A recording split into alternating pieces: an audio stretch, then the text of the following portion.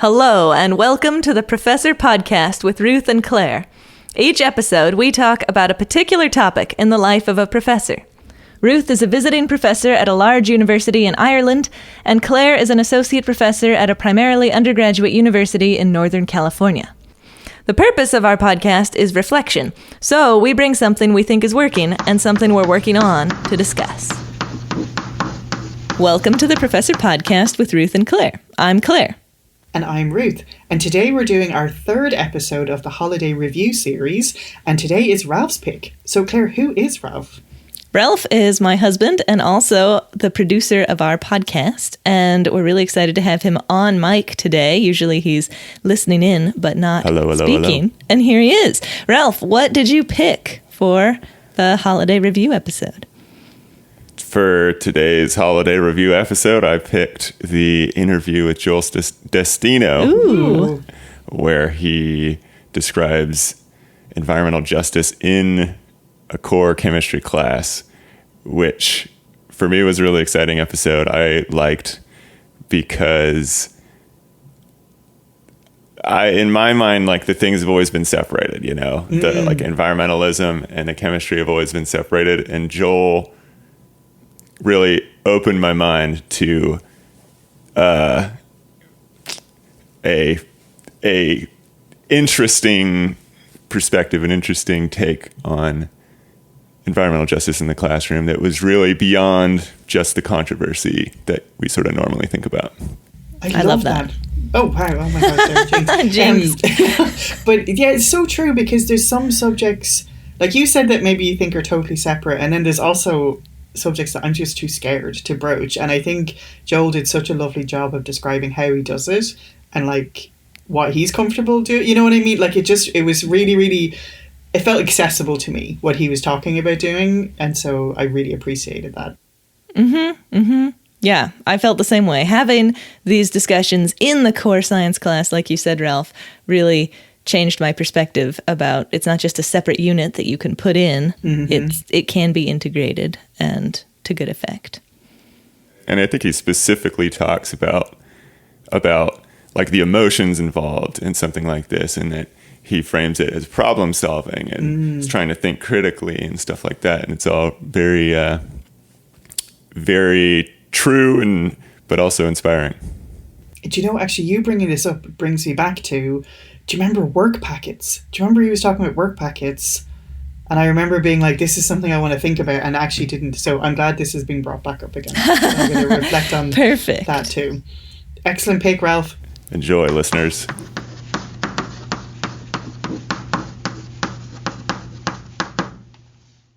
Welcome to the podcast, Joel. We are delighted to have you on the show. Thank you. I'm glad to be here. So, Joel, could you give us a little bit of context about your teaching? So, like, what kind of classes do you teach? How big are the classes? And what is your university like? So just kind of getting a bit of positionality of what your classes are like.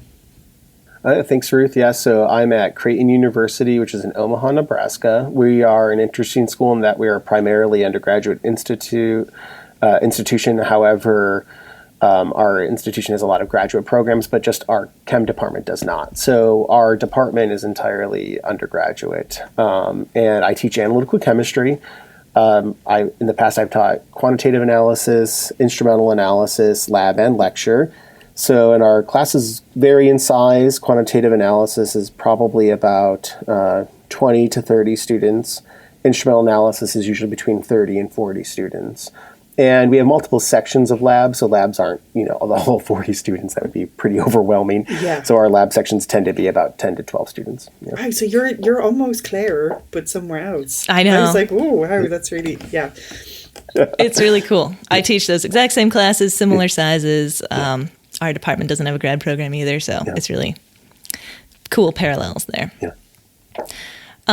What motivated you to include environmental justice in your analytical chemistry classes? Like, where did that idea come from? Oh, this is such a good question, because I think when I saw I was going to be asked this, I had to think myself. And, there's sort of this thing that happens where you think every idea you've ever had, you've just always had, like it's been with you forever. Totally.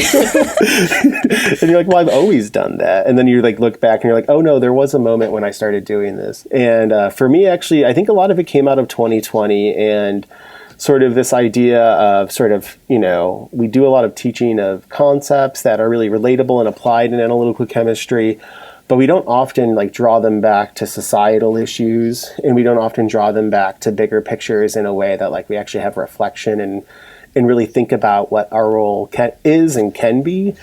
And so around that time, I started looking into the literature on like what other people are doing in terms of like service learning, social justice, environmental justice topics.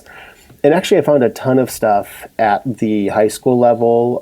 There was a paper at the time in the Journal of Chemical Education on Flint, Michigan, which I had covered too in the past. And I think that analytical chemists have been using that now for the last 6 or 7 years. Probably most people mention, if not cover, a good amount of topics related to Flint, Michigan and the water crisis there.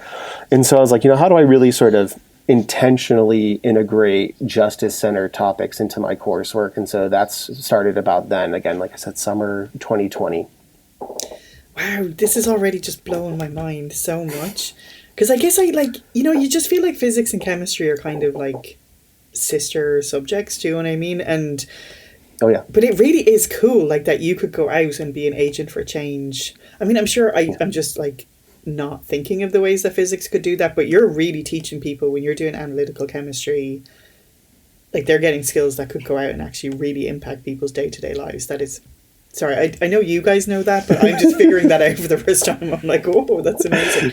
But that's really cool. It's funny you should say that, because in my department, there's almost like a joke about analytical chemistry. We joke like the other chemists say it's like the class that gets students employed. Mm-hmm.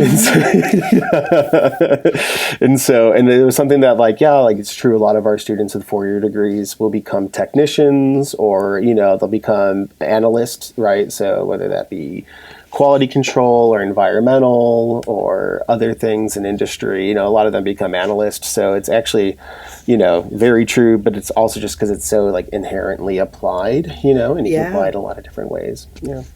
That's very cool. Yep. So can you talk more about the discussions that you're having in your classes? Like I understand that you talk about the EPA, the government, society, scientists' roles in all these things. First of all, I guess, would you call all that environmental justice? Is that like a umbrella term for what you're talking about? I think I always just refer to what I do as like justice-centered curricula. I think that like environmental justice and like social justice have specific like emphases that I think are, a little bit more directed. And I think that, I tend to teach modules that are oriented one way. Mm-hmm. And so I forgot to say this too. This reminds me, and you mentioned the EPA, and I'm like, oh, geez, this is another thing that, again, back to the many things you forget that kind of create these ideas. Is I'm originally from Niagara Falls, New York, which for people who know like environmental science, has like a famous history there's this place called the Love Canal, which was the first Superfund site in the EPA's history. And it sort of created this, social dilemma of we have people, developing in spaces where there is, large amounts of toxic and chemical waste from industry past. And so I grew up kind of with that knowledge and that awareness about how it influences society, and how environmental justice really comes down to, how do we take care of the environment, but then there's the social justice aspect of how do we also take care of people by being good stewards to the environment. And so that's something that I've always kind of carried with me and that I often forget about. But when we get to have these topics, it really comes out. So I know I didn't answer your question at all.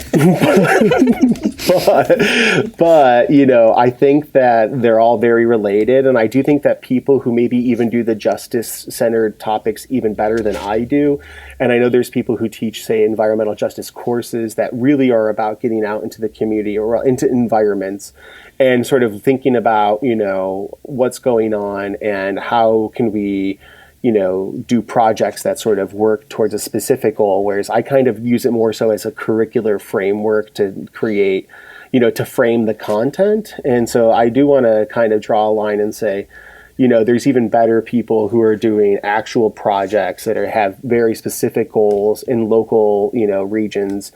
that actually sort of have the goal of putting the environment, center, and making sure that it's being, that people are being good stewards and and remediating and doing other things like that. So I do think that there's like levels, but I know that you guys have talked about this in other episodes.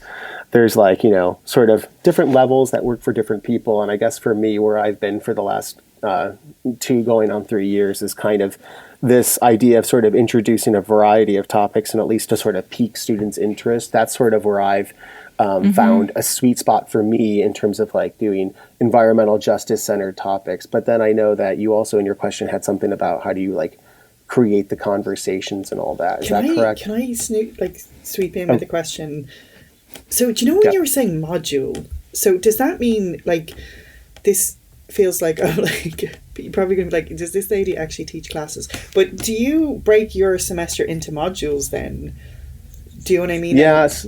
So what I typically do is like we have units that are based literally on chapters and topics. So for example, if there's like chromatography topic or a spectrophotometry topic, and then within those, within units, and then so the spectrophotometry unit and then the chromatography unit. And then within that unit, I might have like specific activities I want to accomplish. Or learning objectives, and then I'll have activities that support those learning objectives. Sorry to make that clear. Sometimes the lingo, I get a little tied up, so I apologize. No, that's perfect. But yeah, so yeah, the activities are really the ones that are, environmental justice themed or social justice themed, and then they support specific learning objectives within a unit. Does that make sense? Yes, perfect. Yeah. And so do you have a specific environmental justice module, or is it sprinkled throughout the other? So I do a specific environmental justice module during separations, and that one's oriented on, and one of the beauties of environmental chemical analysis is that it has it's rich in chemical separations because you have sort of preparatory techniques, you have concentration techniques, you have analytical techniques, and then you have, so just sort of from a content perspective, there's lots of angles, but then from a environmental perspective, we're talking about, I need to, here's an issue presented to us. We're talking about, for example, the framework I use for that unit is particularly is persistent organic pollutants. And then we get into a little bit with chlorinated biphenyls, so polychlorinated biphenyls, and we'll talk about aromatic hydrocarbons. And so we talk about sort of these persistent organic pollutants that have been identified by, major world industry or organizations, like the UN or other or agencies as sort of molecules of sort of great risk to society and environment, and in this case, really more so the environment. And then we talk about, how would you do sampling, how would you do analysis in these settings, but really, what's interesting is we can integrate those really tougher conversations as more sort of applied conversations about what are the roles of people, local governments, non-government agencies, government agencies like the EPA, within this framework of also talking about separations. So okay. So I love what you're talking about. I love that you're talking about sprinkling all these different ideas throughout to spark student interest. And I love that you're taking this environmental application and using it as kind of a framework to go through a whole bunch of different important topics in analytical chemistry. So then how do you get the discussion, when you get to this more discussions, what's the ethics, what should we do? How do you actually talk about those kind of things in the classroom? So in the classroom, what we typically do is, I think one of the things that happens when you present an issue, specifically one that has an event associated with it. So if I talk about Niagara Falls and we talk about dioxane or certain, say, molecules that have a historical, significance for being, bad environmental pollutants. It's there's almost this immediate reaction of just oh, that's so horrible. And it's almost like empathy or sympathy that you get a ton of from students, but you almost want to turn it into dialogue and then motivate it and get them to be motivated to talk about it in terms of a bigger context. And so that was one of the things that I learned when I first did this was that students are really have a lot of emotion and a lot of, they're drawn to it because of that tie. And so one of the things is okay, well, how do I channel this into conversations? And so, the first year I did this, we had discussion board posts because we were hybrid. And I was like, we complete this unit, we do these readings. I notice the students are really empathizing with these issues. And so I wanted students to have these conversations. So I think the prompt was to read a paper. And they were like relatively popular. So this isn't like journal manuscript type papers. This is light reading. And then sort of reflect on sort of what the roles of the different players are. Mm-hmm. Because one of the things I learned too is in class conversations is things can get polarized, but they don't need to be if we're just going to dissect the situation. And then we're going to think about it and then take a step back, dissect it, take a step back, and then reflect on it. Because that was really important to me too, is I'm in Nebraska, and I'm at a Catholic institution in Nebraska, which is relatively conservative. And like any other place of higher ed, we are quite liberal here on campus, but you have people coming from a variety of viewpoints. And I really didn't want things to reach a stopping point. I didn't want to get dead ends. I didn't want people to get hurt. But I wanted people to think critical. That's really the goal at the end of the day. It's just critical thinking skills. So I think that was really important when I first taught it, is just sort of dissecting viewpoints and being really objective about how we approach it. And then we can reflect on it afterwards, because almost the emotional side of it is the part that's really hard to deal with. And that's definitely not my skill set as a scientist. This is always my phobia, right? It's you're going to open the can of worms or Pandora's box and suddenly everything is going to catch fire and it's all terrible. So, has it happened for you? Because I've had some massive missteps in my diet, where things have gone sideways. So, has it happened where someone is well, is the Earth even round or whatever? I can't even, but has that happened? Or is it because you're really talking about it through a specific lens of how would we do this problem? Or, you know what I mean? Does that take the sting out of it a bit? I think it does. And I think that, if you get people to think this is a real problem that has to be solved, and we have to do something that's in the best interest of everybody. And this isn't an issue that is here to, I don't do reflections or anything where students have to persuade me to do something. I really try to I think that's when things become tricky, is when we start playing, advocate for sides, which I don't think is a problem, if someone's really good at navigating those spaces. I personally am not. I am not. I'm so great at navigating those spaces. And I think one of the things you learn, right, is when you find yourself sort of dividing up into, binary oppositions, or binary perspectives on a topic, is that there's so much subtlety lost. Yes. And I think that's really what I want them to get out of it, is all the subtlety. So the complexity of we have to do what's best for people, for the environment. We have to create we have to create policies that are actionable. We have to have sort of oversight that can then also keep these agencies that are maybe have some interest, whether they're government or industrial, so we need now this third party to sort of keep them in check too. So we have this balance. I think it's really about systems thinking and sort of just how does this play out from beginning to end? And, and I think that has served me well, because, like I said, I'm just not a confident person when it comes to navigating sort of those more emotional, more polarizing topics. And I think also for me, at least, they don't have to be. I'm sorry, I'm touching my mic. No, you're fine. But do you have students who are we should burn down the company that did this? And does that? Yes. Yeah. Yes. Like I said, I learned that's the emotions are the easy things to actually play on, and that's what gets them in. And I think that's the easy thing. And, but I've had people say things the government has to do more, right? And that's another one that I think happens a lot. And I always think of my hometown as a great example, Niagara Falls. The city of Niagara Falls is the people that they had this land from this company this chemical company that closed in the 30s.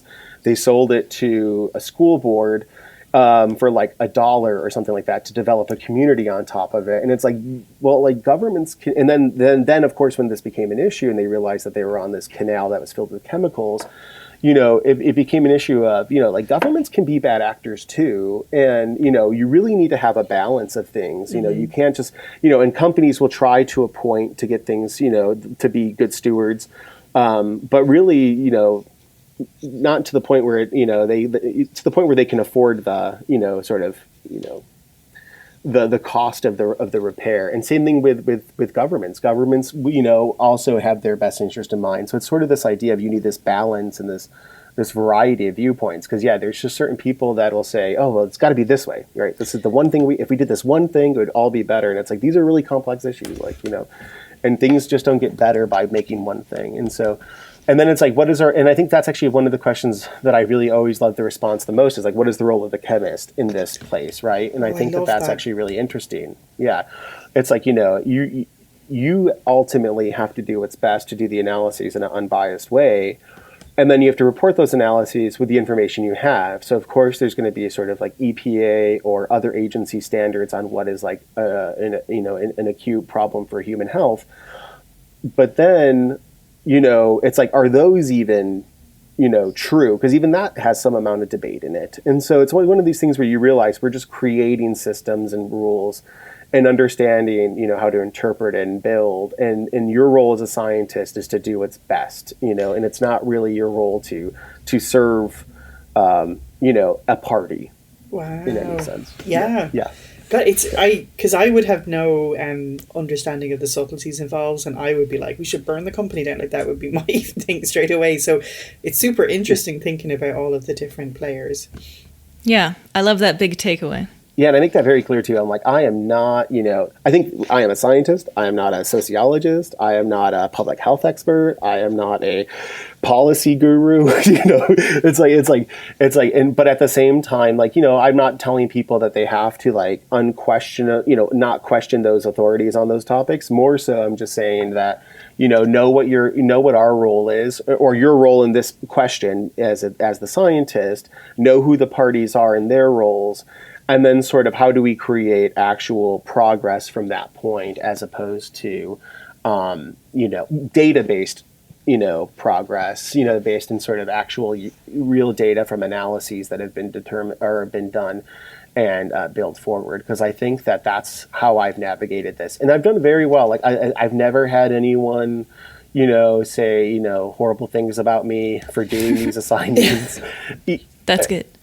On evals either, because how evals are just this weird thing where things pop up that you didn't even know were a problem, and you're 100%. Like, oh, you sat on that for 3 months and didn't tell me once. You could have told me you didn't like that I post the homework, a week in advance and wanted it 10 days in advance. I would have done it. Yeah, totally. I love too how you're bringing it back to the role of the analytical chemist at the end of that, because I was kind of wondering, you get all these students thinking about this really important topic, and then what's the action? It seems like a lot of them would want to take some action, and so maybe some of them do go off into government or something like that. But the ones who are learning, you're in this analytical chemistry class, so let's focus on what is the role of the analytical chemist. So I love that. That's cool.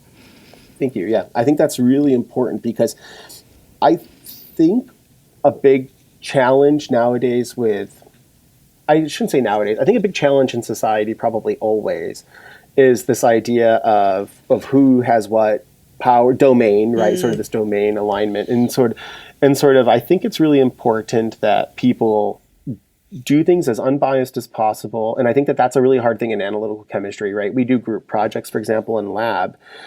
And when we do group projects, you get some students who are just really eager to get a result. Like, they want to prove that, I don't know, this electrolyte water, has not the minerals it says it has or something like that. And you're like, oh, no, this is not how you approach science. You cannot come in at it from the perspective of you have to find this thing. Yeah. You're not you're not gold prospecting. It's you're limited to the data set you have, and you have to interpret it for what it is. Thanks so much for listening to our holiday review episode of the Professor Podcast with Ruth and Claire. If you would like to listen to the rest of this interview, where Joel digs into the details of what his assignments look like, you can go to the original interview, episode number 123, which we'll link in the show notes. We're delighted to have you as a listener. If you want to support this podcast, it's very helpful if you tell your friends and colleagues about it, and leave us a rating or review on your podcast listening platform. We'd love to hear from you, and you can reach us at contactprofessorpodcast@gmail.com.